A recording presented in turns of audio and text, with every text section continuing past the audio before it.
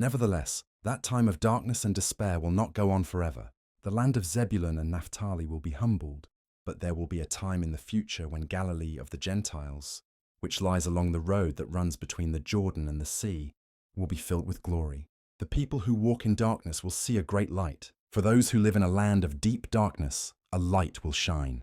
You will enlarge the nation of Israel, and its people will rejoice. They will rejoice before you as people rejoice at the harvest, and like warriors dividing the plunder. For you will break the yoke of their slavery, and lift the heavy burden from their shoulders. You will break the oppressor's rod, just as you did when you destroyed the army of Midian. The boots of the warrior and the uniforms blood-stained by war will all be burned. They will be fuel for the fire. For a child is born to us, a son is given to us. The government will rest on his shoulders, and he will be called Wonderful Counselor, Mighty God, Everlasting Father, Prince of Peace. His government and its peace will never end. He will rule with fairness and justice from the throne of his ancestor David for all eternity. The passionate commitment of the Lord of Heaven's armies will make this happen. The Lord has spoken out against Jacob. His judgment has fallen upon Israel. And the people of Israel and Samaria, who spoke with such pride and arrogance, will soon know it.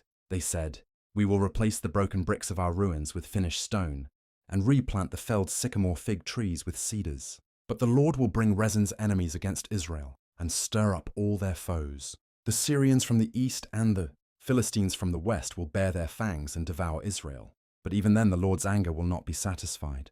His fist is still poised to strike. For after all this punishment, the people will still not repent. They will not seek the Lord of Heaven's armies. Therefore, in a single day, the Lord will destroy both the head and the tail, the noble palm branch and the lowly reed. The leaders of Israel are the head, and the lying prophets are the tail. For the leaders of the people have misled them. They have led them down the path of destruction. That is why the Lord takes no pleasure in the young men, and shows no mercy even to the widows and orphans. For they are all wicked hypocrites, and they all speak foolishness. But even then the Lord's anger will not be satisfied. His fist is still poised to strike. This wickedness is like a brush fire. It burns not only briars and thorns, but also sets the forests ablaze. Its burning sends up clouds of smoke. The land will be blackened by the fury of the Lord of Heaven's armies. The people will be fuel for the fire, and no one will spare even his own brother. They will attack their neighbor on the right, but will still be hungry. They will devour their neighbor on the left, but will not be satisfied. In the end, they will even eat their own children. Manasseh will feed on Ephraim. Ephraim will feed on Manasseh, and both will devour Judah.